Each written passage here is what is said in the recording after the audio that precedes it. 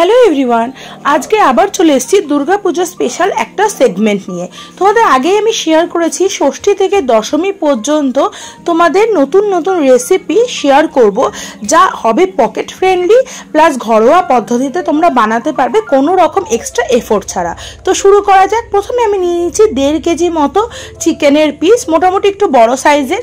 তার মধ্যে দিয়ে দেবো আদা, রসুন, পেঁয়াজ এবং কাঁচা লঙ্কা পেস্ট, এবং তার মধ্যে দিয়ে দিয়েছি 2 টেবিল স্পুন মতো টক দই এবং 2টো লেবুর রস দিয়ে এবং তন্দুর মশলা দিয়ে ভালো করে এটাকে ম্যারিনেট করে রাখবো। এর মধ্যে দিয়ে দেবো পরিমাণ মতো হলুদ এবং লাল লঙ্কার গুঁড়ো, তোমরা চাইলে সেটাকে অ্যাভয়েডও করতে পারো। দিয়ে ভালো করে এটাকে মিশিয়ে এবং ভালো করে ম্যারিনেট করে বেশ কয়েক ঘন্টা আমি রেখে দেবো ফ্রিজের মধ্যে। আমি এই ম্যারিনেশনের সময় আগে থেকে দিইনি নুন, কিন্তু যখন বার করব কয়েক ঘন্টা রাখার পর তার মধ্যে দিয়ে দেবো পরিমাণ মতো নুন।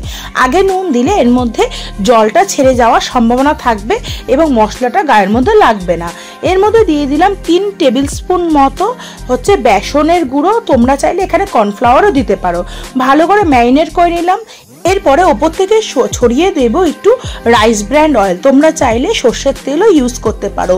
এবং আমি একটা কথাই বলবো, যত বেশিক্ষণ ম্যারিনেট করে রাখবে তত এর মধ্যে ফ্লেভারটা এনহ্যান্স হবে। তো যদি তোমরা রাত্রিবেলায় করে সারা দিন সারা রাত রাখতে পারো তাহলে এটার টেস্ট আরও ভালো হয়। এরপর আমি সাজিয়ে নেব একটা একটা করে এবং তারপরে আমি দিয়ে দেবো এটা মাইক্রো ওভেনে। প্রথমে 1 পিঠ আমি করব, মোটামুটি প্রথমে আমি 30 মিনিটস দিয়েছিলাম, তবে আমি সাজেস্ট করব প্রথমে 15 to 20 মিনিটস দিতে।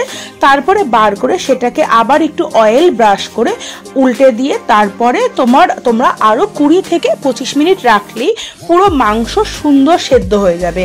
আর এই যেহেতু ম্যারিনেশন আগে থেকেই করা থাকে সেহেতু এই মাংসটা অর্ধেক সেদ্ধ হয়েই যায় এবং এর মধ্যে সব রকমের ফ্লেভারগুলো এর মধ্যে ঢুকে যায়। তোমরা দেখতেই পাচ্ছ যে একটা পাশ খুব ভালো করে হয়ে গেছে, মাংসগুলো হাড় থেকে খুলে খুলে এসছে। এবার আমি আরেক পাশে অয়েল ব্রাশ করে নিয়েছি, তোমরা চাইলে এখানে বাটারও ব্রাশ করে নিতে পারো। ব্যাস, তারপরে আরেক পিঠ ঢুকিয়ে 15 থেকে 20 মিনিট অবধি আমি মাইক্রো ওভেনে করে নেব। তাহলেই আমার রেডি তন্দুরি চিকেন, এবং অবশ্যই তন্দুর ছাড়া তন্দুরি চিকেন। তো তোমাদের এই রেসিপিটা কেমন লাগলো আমাকে অবশ্যই জানিও। ভালো লাগলে লাইক, শেয়ার অ্যান্ড সাবস্ক্রাইব করতে ভুলো না। তো সপ্তমী বা অষ্টমীতে বিকেলবেলায় স্ন্যাক্স হিসাবে তোমরা এটা রাখতেই পারো। আর যদি আত্মীয় স্বজন আসে তাদেরও করে খাওয়ালে তারা কিন্তু আঙ্গুল চাটবে। তো আজকে আসছি, দেখা হচ্ছে নতুন রেসিপি নিয়ে। ততক্ষণে পুজো তোমরা খুব ভালো এনজয় করো।